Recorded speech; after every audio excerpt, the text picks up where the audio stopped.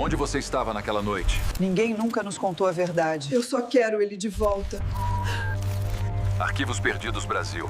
O fim de tarde em Ibitipoca trouxe um tipo de silêncio que não parecia natural. Não era o silêncio pacífico de um parque distante da cidade.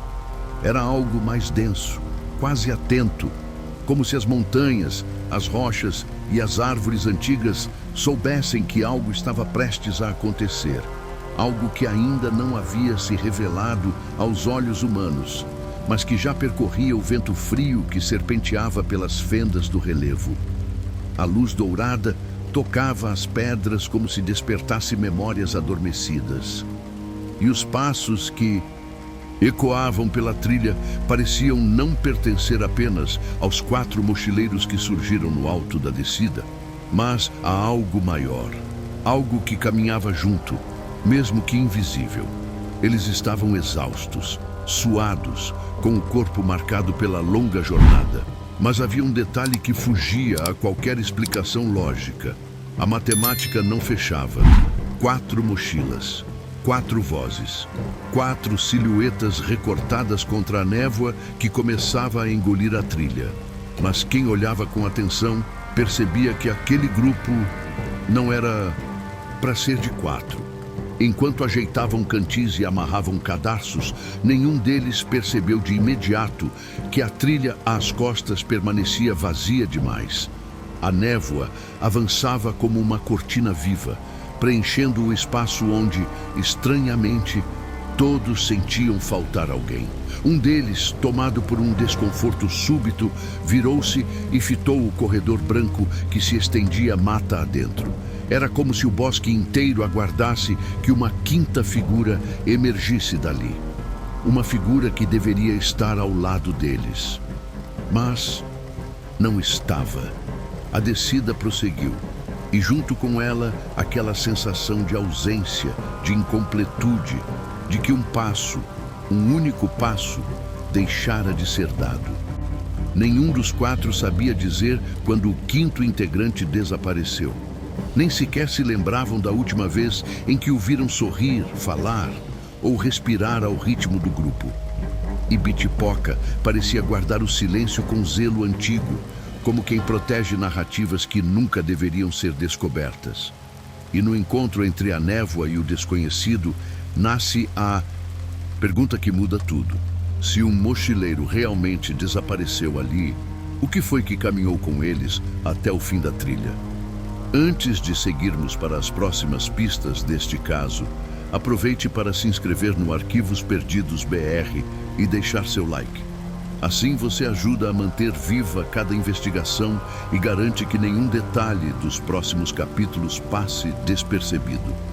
Quando aquele desaparecimento se espalhou pelos corredores silenciosos do Parque Estadual de Ibitipoca, o ano ainda era 2008, uma época marcada por um romantismo quase ingênuo em relação às trilhas, quando mochileiros acreditavam que bastava disposição, mapa impresso e um senso de aventura para enfrentar os caminhos que serpenteavam entre grutas, abismos e formações rochosas com milhões de anos.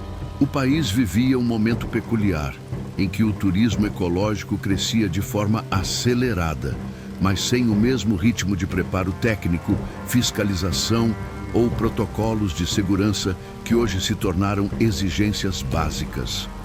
Era uma era de celulares com pouca bateria, câmeras compactas penduradas no pescoço e trilhas conduzidas mais pela intuição do que pela tecnologia.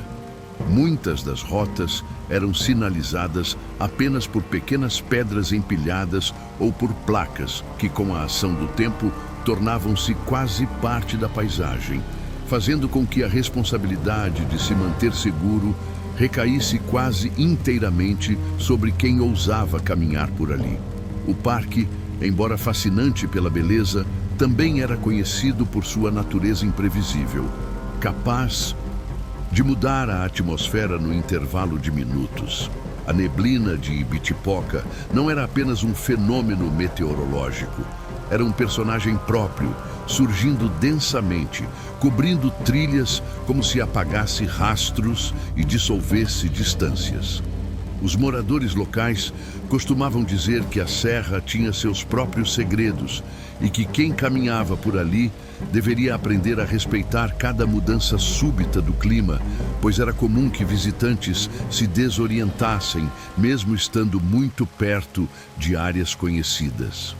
As trilhas do Pico do Peão e da Janela do Céu, embora populares, carregavam um histórico discreto de resgates e relatos de sensação de vigilância, de passos ecoando onde ninguém caminhava e de silêncios longos que deixavam os aventureiros inquietos sem saber o motivo. O cenário social da época também influenciou a forma como esse desaparecimento foi tratado. Em 2008, desaparecer em área de mata era, muitas vezes, considerado resultado natural de imprudência do próprio visitante, e não de uma falha estrutural.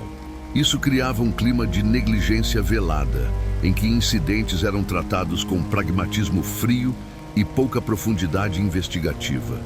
Enquanto os jornais destacavam o parque como um dos destinos mais belos de Minas Gerais, histórias de sustos, quedas e confusões ficavam restritas ao boca a boca entre moradores e guias experientes, reforçando uma cultura onde o encantamento da paisagem se sobrepunha ao perigo concreto presente em cada curva da trilha.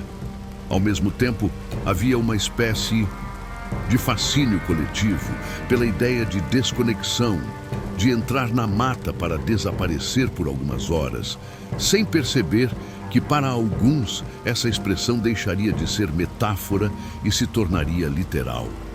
Essa mistura de euforia turística, despreparo técnico e uma natureza que se impunha com autoridade silenciosa criou um pano de fundo perfeito para que o caso de André se tornasse ainda mais enigmático. Pois quando se observa o cenário de 2008 com atenção, percebe-se que todas as condições estavam postas para que algo fugisse ao controle sem deixar explicações claras. E é talvez por isso que uma pergunta inevitável começa a surgir. Naquele ano específico, com aquele clima, aquelas trilhas e aquele comportamento coletivo, será que Ibitipoca estava realmente pronta para receber alguém como André? Ou havia algo no parque que já aguardava acontecimentos muito antes dele chegar? E você? Acredita que certos lugares escolhem suas histórias? Comente o que pensa sobre isso. Quando o nome de André Cabral surgiu pela primeira vez nos relatórios do parque, poucos imaginavam que ele se tornaria o ponto central de uma história que, anos depois, ainda provocaria inquietação em quem revisita o caso. Aos 26 anos, André era o tipo de pessoa cuja sensibilidade parecia incompatível com o ritmo urgente do mundo moderno. Alguém que observava as coisas com um olhar tão demorado que às vezes dava a impressão de enxergar detalhes que os outros simplesmente ignoravam. Estudante de biologia, apaixonado por ecossistemas de altitude, carregava uma curiosidade silenciosa que se revelava mais nos gestos do que nas palavras. E talvez por isso, as pessoas próximas a ele afirmassem que era impossível estar com ele numa trilha sem sentir que os cenários ganhavam nuances novas, como se ele fosse capaz de revelar texturas e histórias escondidas na paisagem. Seu caderno de campo, sempre guardado no bolso esquerdo da mochila, era quase uma extensão de seu corpo. Ali, registrava desde pequenas observações sobre espécies de musgo até sensações que descrevia com uma precisão quase literária, como se cada página fosse um mapa emocional do caminho percorrido. Ele também fotografava compulsivamente, não por vaidade, mas por uma espécie de reverência à natureza, tentando capturar instantes efêmeros de luz e sombra que o fascinavam profundamente. Muitos diziam que André caminhava devagar porque contemplava demais, mas quem o conhecia sabia que sua lentidão não era distração. era atenção absoluta, quase um ritual. Entre os amigos que o acompanhavam naquela viagem, André era visto como o mais preparado, o mais consciente e o menos propenso a comportamentos impulsivos. Ele não era o tipo que se afastava do grupo para atitudes arriscadas. Tampouco era alguém que ignorava sinais climáticos ou desprezava riscos. Sua calma, às vezes, contrastava com a energia dos companheiros, que se deixavam levar pela euforia de explorar cavernas e tirar fotos descontraídas, enquanto ele preferia percorrer a trilha com passos medidos, escutando atentamente os sons ao redor, como se cada ruído contivesse uma espécie de mensagem cifrada. No entanto, nos dias que antecederam o desaparecimento, algumas pequenas mudanças de comportamento foram notadas, embora ninguém tenha lhes dado importância na hora certa. André parecia mais introspectivo, observando a serra com um ar contemplativo que fugia do habitual. Em momentos específicos, foi visto encarando certos trechos da trilha por longos minutos, como se tentasse decifrar algo que não conseguia explicar. Um dos amigos chegou a comentar que na noite anterior ao sumiço, André acordou no meio da madrugada inquieto, dizendo ter ouvido um som longo vindo da mata que não combinava com nenhum animal conhecido. Algo entre um lamento distante e o eco de um passo lento, arrastando-se sobre folhas úmidas. Apesar disso, André não demonstrou medo. Pelo contrário, parecia curioso, intrigado por alguma coisa que só ele tinha percebido, como se um fragmento de paisagem tivesse se deslocado de seu lugar e chamado sua atenção. Sua última anotação no caderno, feita poucas horas antes de desaparecer, reforça essa impressão. Há algo na serra hoje, uma presença que não sei nomear, mas sinto que me observa com uma paciência antiga. E é justamente essa linha, escrita com caligrafia firme, sem sinais de pressa ou pânico, que levanta a pergunta que até hoje incomoda investigadores e curiosos. O que exatamente André pensou ter percebido naquela manhã? E por que esse pressentimento parece ter sido ignorado pelo grupo? O que você acha que André viu ou sentiu antes de desaparecer? Comente sua teoria. A trilha que levaria o grupo de volta ao acampamento começou com a tranquilidade enganosa, típica do fim de tarde em Ibitipoca, quando o céu se tinge de um laranja pálido que repousa sobre a serra como uma promessa de calma. No entanto, à medida que avançavam pela vegetação alta, perceberam que o clima mudava com uma velocidade inquietante, como se a montanha estivesse fechando lentamente suas próprias cortinas. A neblina, antes um fio discreto repousando sobre os vales, transformou-se numa massa espessa que engolia pedras, arbustos e qualquer ponto de referência, criando a impressão de que a trilha estreitava-se em um corredor de sombras que parecia se estender indefinidamente.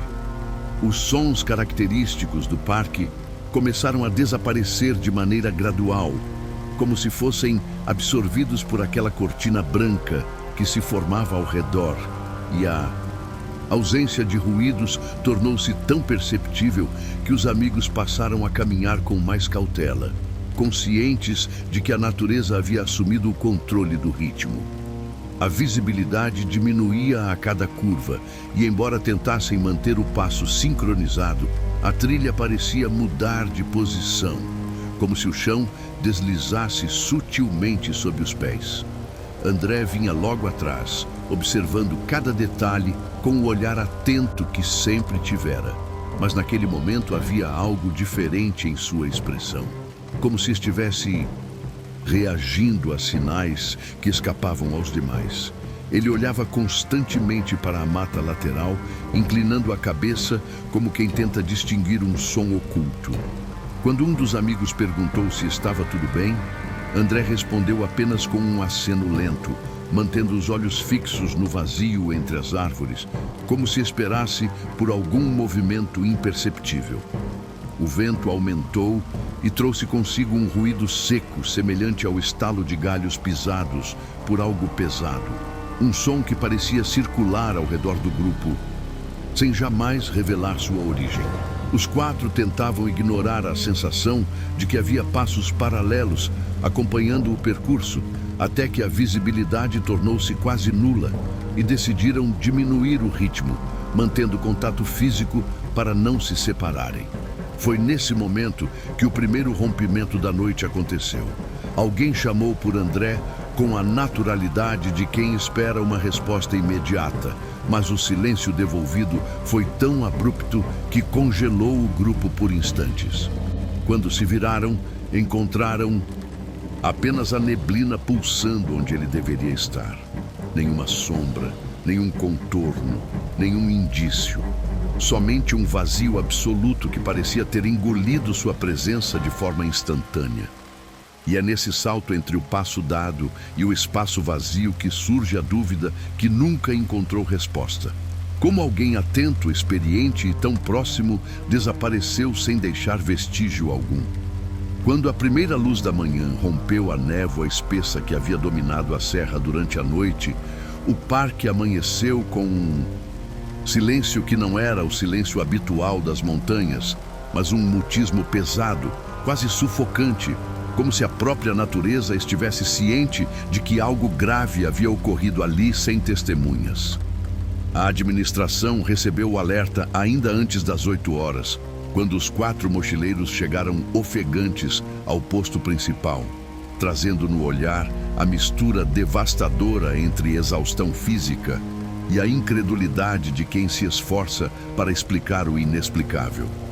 Seus relatos, embora carregados de emoção, surgiam fragmentados, se contradiziam em detalhes mínimos e pareciam deslizar entre lapsos de memória que ninguém conseguia justificar completamente, como se a noite anterior tivesse sido deformada por algum tipo de lacuna difícil de traduzir em palavras.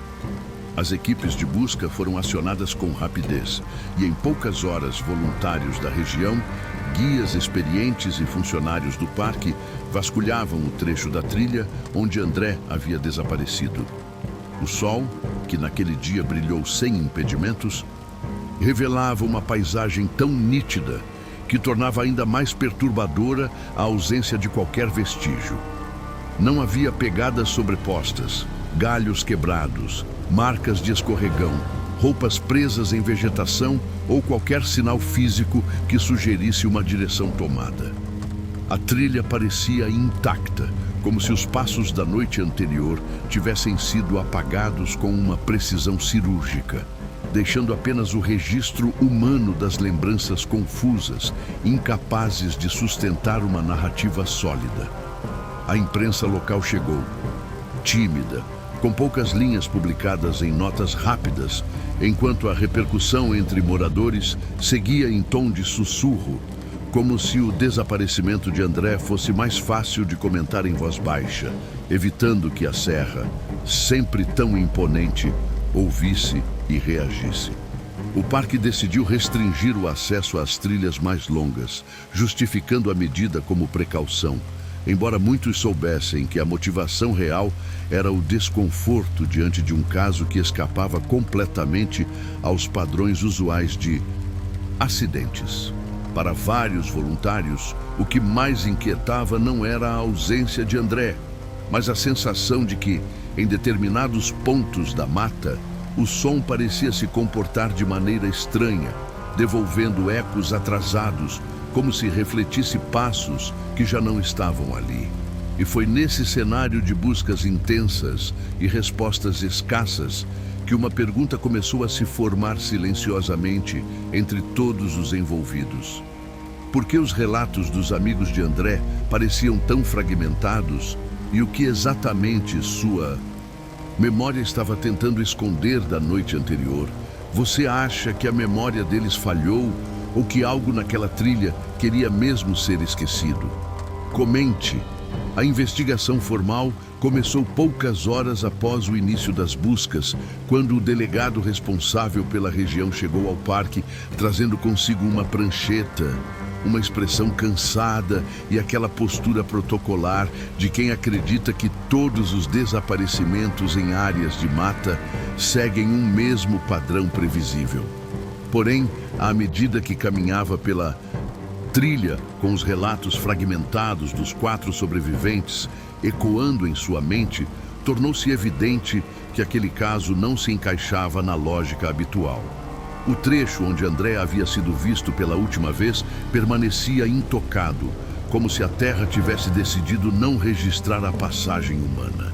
As equipes que se espalhavam por diferentes pontos da mata encontravam apenas chão firme, pedras cobertas de umidade e uma vegetação que se mantinha ereta, sem sinais de arrasto ou perturbação. O delegado anotou tudo com precisão, mas a ausência de evidências concretas forçava-o a trabalhar com hipóteses frágeis. Foi por isso que um dos primeiros passos da investigação foi entrevistar repetidamente os 4 amigos, tentando reconstruir a noite anterior com detalhes que pudessem servir de fio condutor. Porém, quanto mais falavam, mais suas versões divergiam em pequenas nuances que, para olhos treinados, revelavam algo além do simples nervosismo. A hora exata em que perceberam a ausência de André, por exemplo, variava em quase 40 minutos entre um depoimento e outro, e a descrição dos sons ouvidos durante a descida se transformava dependendo de quem relatava, como se cada memória tivesse sido afetada de maneira diferente pelo ambiente. Um dos pontos que mais chamou a atenção dos investigadores foi o comportamento do vento naquela noite. Moradores antigos da região afirmaram informalmente que quando a neblina se desloca com velocidade incomum e o vento parece mudar de direção, abruptamente ocorrem fenômenos de distorção sonora capazes de alterar a percepção humana. Isso poderia explicar parte da confusão dos relatos, mas não justificava a ausência completa de rastros, principalmente porque a equipe sinotécnica, especializada em buscas com cães farejadores, não conseguiu identificar nenhum cheiro que indicasse a presença recente de André, além do ponto de encontro inicial. Era como se seu odor tivesse simplesmente desaparecido do ar, algo extremamente raro em ambientes fechados como aquele. Enquanto isso, o delegado analisava o pouco que tinha em mãos. O depoimento truncado dos amigos, o mapa do parque indicando a inexistência de bifurcações naquela área específica e o comportamento anormal da névoa naquela noite. Mesmo assim, registrou no relatório preliminar a possibilidade de desorientação seguida de queda, uma conclusão protocolar que, embora conveniente, não condizia com o cenário encontrado nem com o perfil meticuloso de André. Funcionários do parque, ao acompanharem a redação do documento, sentiram o desconforto de saber que aquele registro não fazia justiça à complexidade do caso, mas a falta de provas os impedia de contestar formalmente.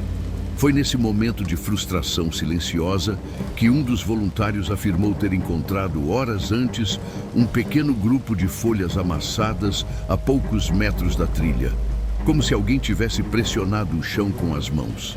Porém, quando retornaram ao local, o material havia desaparecido, sendo engolido pela vegetação ou levado pelo vento inclemente da serra. Esse detalhe, embora minoritário, despertou uma sensação perturbadora nos investigadores, como se algo ou alguém estivesse sempre um passo à frente deles, apagando cada pista no exato momento em que começava a surgir. E diante dessa estranha sequência de lacunas, surgiu uma dúvida inevitável. Será que estavam realmente diante de um simples desaparecimento? Ou a história de André escondia algo que nunca chegou a ser dito? Você acredita que as pistas foram apagadas pela natureza ou por alguém?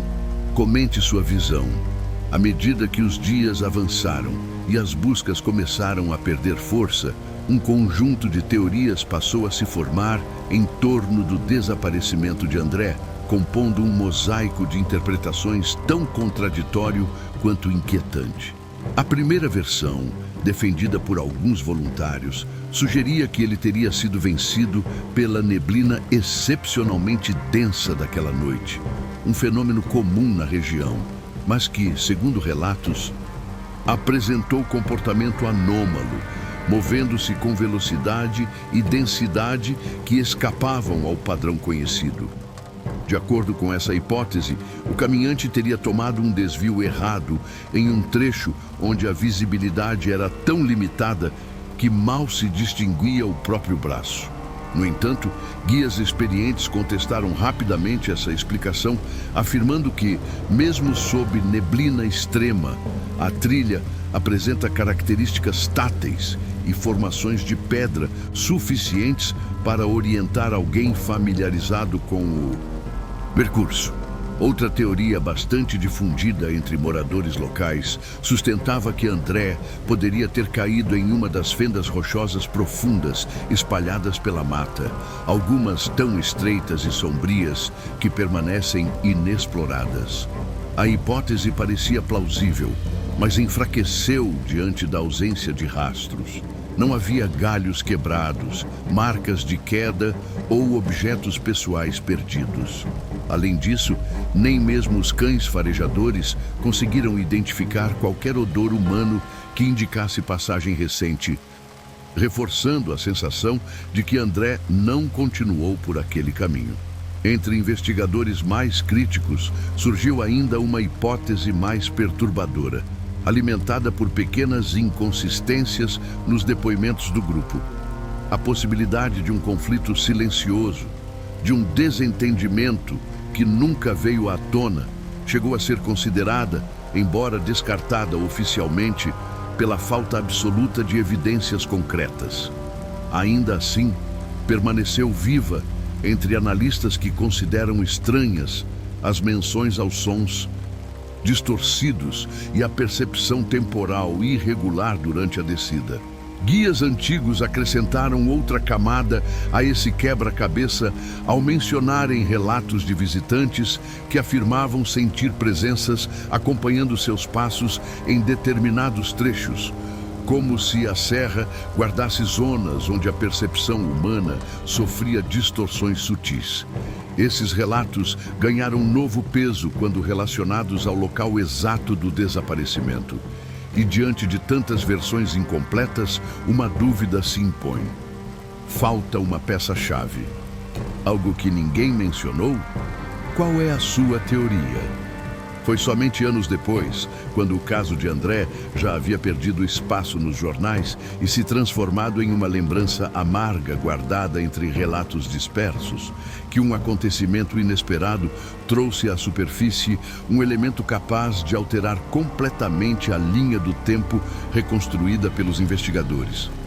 Em 2016, um antigo funcionário do parque, responsável por organizar documentos arquivados sem critério durante décadas, encontrou, em meio a uma caixa esquecida no depósito inferior da administração, um envelope amarelado pelo tempo, lacrado com fita adesiva ressecada e identificado apenas com a sigla IBT-08.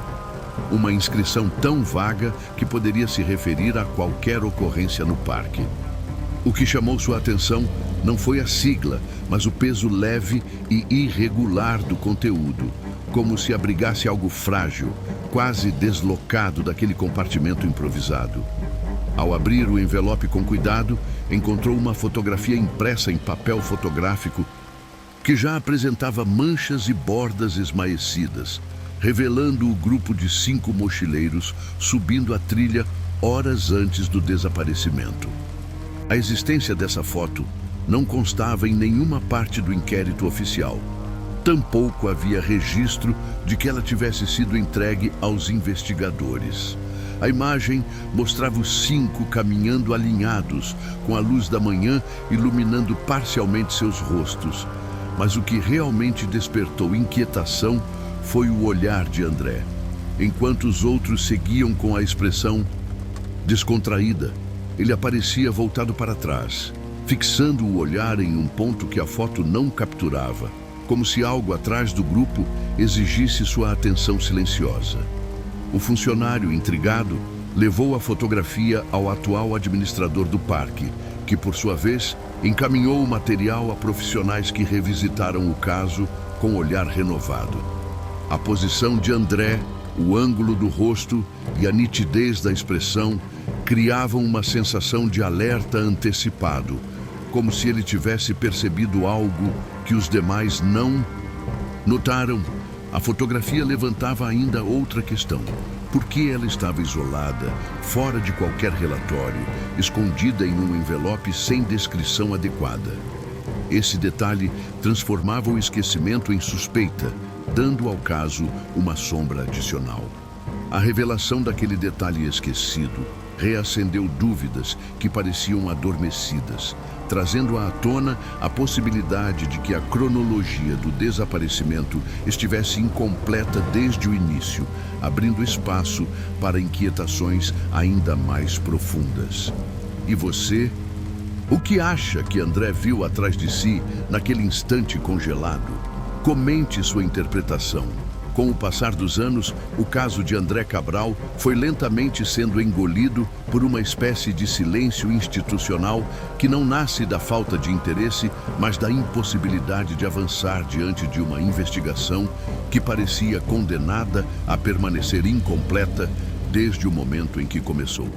Aos poucos, cada documento foi sendo arquivado, cada depoimento foi repousando sob a poeira fina das gavetas, esquecidas, e o desaparecimento acabou se tornando mais um número dentro de um sistema acostumado a categorizar mistérios sem resolvê-los.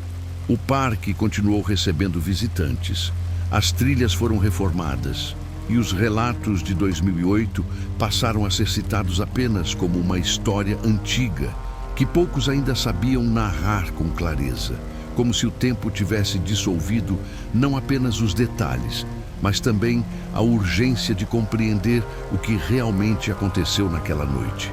Para a família, o silêncio era mais cruel que qualquer hipótese. O quarto de André permaneceu intacto, com livros empilhados, câmeras guardadas na estante e o espaço vazio à beira da mesa onde o caderno de campo deveria estar. Fotografias de viagens anteriores ainda decoravam as paredes e cada uma delas funcionava como um lembrete involuntário da vida que fora interrompida sem explicação. A mãe de André costumava acender uma vela todas as noites, acreditando que, em algum lugar da serra, seu filho talvez estivesse esperando para ser encontrado e que a chama, de alguma forma, pudesse guiá-lo de volta. Esse ritual silencioso se prolongou por anos, até transformar a casa em um espaço onde a ausência parecia mais presente que qualquer objeto físico. No parque, por outro lado, o silêncio tomou forma de descaso involuntário. Parte dos registros antigos se perdeu em uma enchente que atingiu o depósito inferior, destruindo caixas e documentos que jamais seriam recuperados. Fotografias borradas, mapas úmidos e relatórios incompletos tornaram-se o vestígio final de uma investigação que sempre pareceu depender mais da memória dos envolvidos do que das provas concretas que nunca surgiram. Alguns funcionários antigos, quando questionados, afirmavam que a serra devolve o que quer e retém o que escolhe, repetindo essa frase com uma naturalidade que sugeria mais que superstição, sugeria experiência. E é justamente nesse silêncio persistente que surge a sensação inquietante de que o caso só parecia adormecido, esperando pelo momento certo para despertar novamente. Mas o que exatamente traria esse caso de volta à superfície depois de tantos anos? O desaparecimento de André Cabral parecia destinado a permanecer enterrado tanto na memória antiga da Serra quanto nos arquivos negligenciados da administração do parque, até que, em 2023, Um pesquisador especializado em casos ocorridos em áreas de mata decidiu revisitar incidentes antigos para compor um estudo sobre padrões pouco explorados ao longo das últimas décadas. Seu trabalho exigia que percorresse documentos físicos, relatos esquecidos e mapas de zonas consideradas sensíveis por guias experientes. E foi durante essa busca meticulosa que encontrou o envelope contendo a fotografia recuperada pelo funcionário anos antes. A imagem, com André olhando para trás, no exato instante em que algo parece capturar sua atenção, despertou nele a mesma inquietação que no passado havia perturbado quem a analisou pela primeira vez. Para esse pesquisador, a foto não representava apenas um registro curioso, e sim o fio inicial de uma narrativa que talvez tivesse sido interpretada de maneira incompleta desde o princípio. Movido por essa impressão, decidiu percorrer pessoalmente o trecho exato onde o desaparecimento ocorreu. Logo percebeu algo mencionado em relatos antigos, mas raramente levado a sério: a acústica incomum daquela área. Sons distantes se aproximavam com nitidez surpreendente, enquanto ruídos próximos pareciam se dispersar de forma abrupta, como se a própria serra interferisse na percepção humana. A sensação de passos paralelos, presente em diversos depoimentos não oficiais, surgiu de forma sutil, e embora tenha tentado atribuí-la ao poder da sugestão, a repetição do fenômeno em diferentes horários e condições climáticas revelou um padrão inquietante.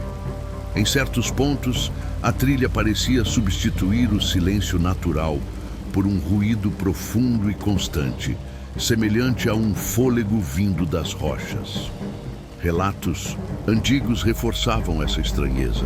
Visitantes afirmaram sentir uma presença acompanhando seus passos, sempre fora do campo de visão, mas suficientemente tangível para provocar arrepios e fazê-los acelerar o ritmo. Um disse ter ouvido seu nome sussurrado à distância, mesmo estando sozinho. Outro relatou que a vegetação atrás dele se movia contra o vento. Esses depoimentos, antes descartados, ganharam novo sentido quando comparados aos dados reunidos pelo pesquisador.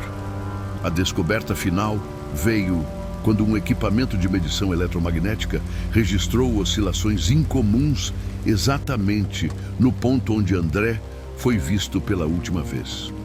As variações não concluíam um fenômeno definido, mas eram suficientemente intensas para indicar que aquele trecho possuía comportamento fora do padrão. Ao comparar tudo com relatos antigos sobre a zona da serra que distorce a percepção, surgiu a dúvida mais inquietante: se nada ali é totalmente natural, o que realmente aconteceu com André?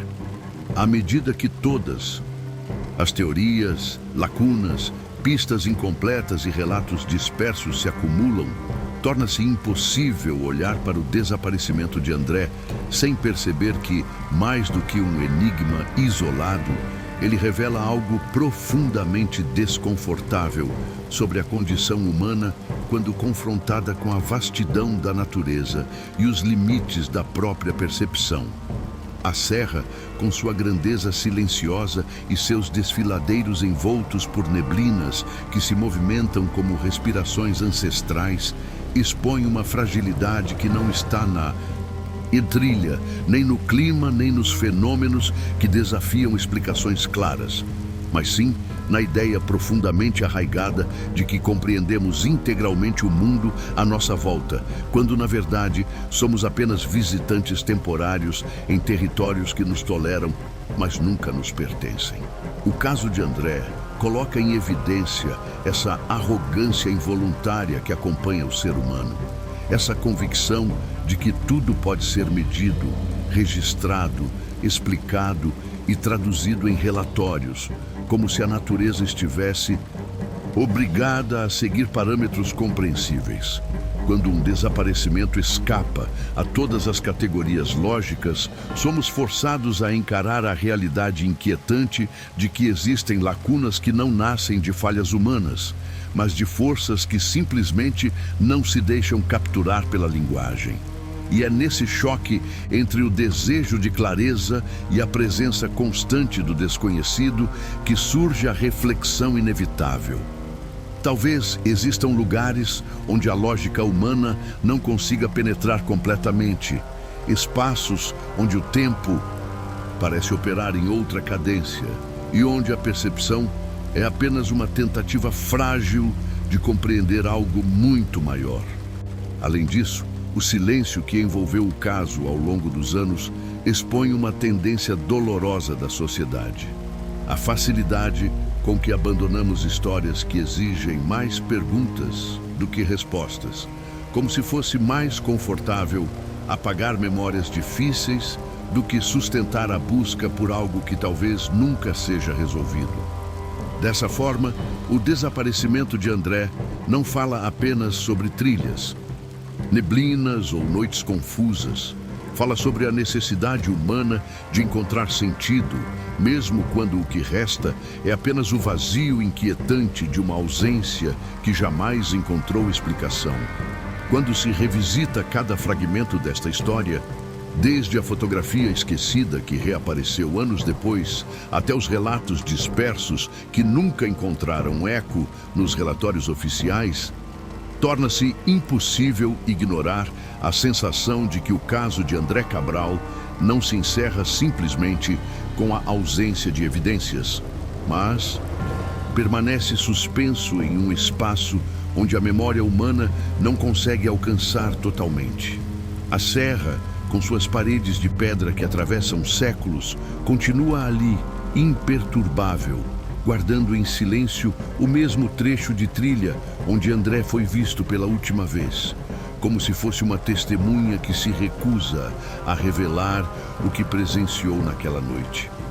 O vento ainda percorre as fendas do parque com o mesmo sussurro irregular, carregando com ele a impressão de que algum fragmento dessa história continua, vibrando entre as árvores, aguardando o momento apropriado para emergir. Enquanto isso, o nome de André se mantém vivo, não porque haja respostas, mas porque o mistério que envolve o seu desaparecimento continua a provocar a imaginação de todos aqueles que ousam olhar para além da superfície dos fatos. Em cada pessoa que revisita o caso, nasce a mesma inquietação. A sensação de que o silêncio do parque fala mais alto do que qualquer testemunho humano, sugerindo que existem histórias que permanecem intocadas não por falta de investigação, mas porque pertencem a camadas da realidade que raramente se deixam traduzir. Assim, o desaparecimento de André não se limita a um incidente registrado em 2008. Ele se transforma em um lembrete sutil de que ainda existem territórios, mesmo dentro do mundo conhecido, que se recusam a ser completamente desvendados. E talvez seja por isso que revisitamos esses relatos, não apenas para buscar respostas, mas para reconhecer que existem mistérios que continuam caminhando ao nosso lado, mesmo quando acreditamos estar seguros no terreno firme da razão. Se você acredita que nenhuma história deve ser engolida pelo silêncio, inscreva-se no canal e permaneça conosco, pois ainda há muitos arquivos esperando para serem desenterrados.